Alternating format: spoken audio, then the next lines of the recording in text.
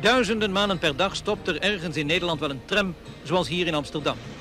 En een enkele maal gebeurt het dat er dan een blinde uitstapt. Een van de 280 die in ons land een brok zelfstandigheid genieten, dankzij het samenspel met een geleidehond.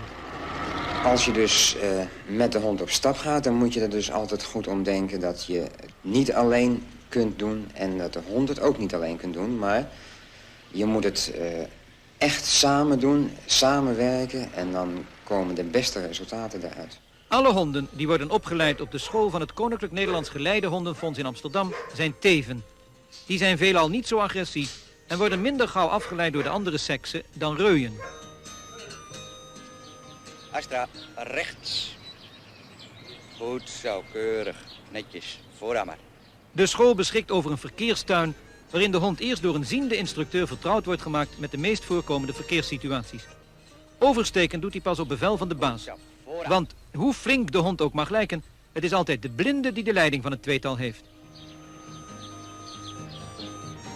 Een stevige beugel zorgt voor een goed en direct contact met de hond, voor wie obstakels hele andere dingen zijn dan voor de mens. En zeker voor de blinde mens.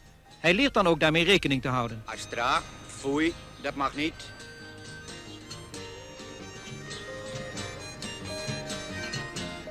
Juist, zo bij braaf. Goed zo. De totale opleidingstijd van een geleidehond duurt zo'n 7 à 8 maanden, waarvan overigens het grootste deel in de praktijk op straat. Juist, keurig.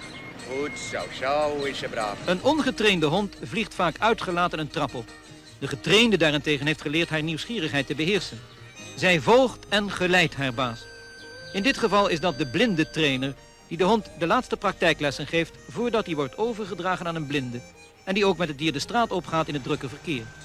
Toch is die verkeersdrukte voor de mens die in duisternis leeft minder angstaanjagend dan menigeen denkt. Alles flitst om je heen, maar omdat je dus zoveel jaar al op straat zit, word je daar dus niet te bang meer van. En de hond die de wereld uit zo'n ander perspectief ziet is ook niet bang, want de baas bepaalt wanneer er overgestoken wordt. In het instituut wordt er naar gestreefd een hond te vinden die voor een bepaalde blinde het best geschikt is, zodat ze een goed team vormen. Want teamwork, daar gaat het om. Nee, ik zou het beslist de hond niet willen missen. Ik heb er echt een vriend aan, een hond gaat graag mee en hij is blij als hij meegaat en het is gewoon erg gezellig.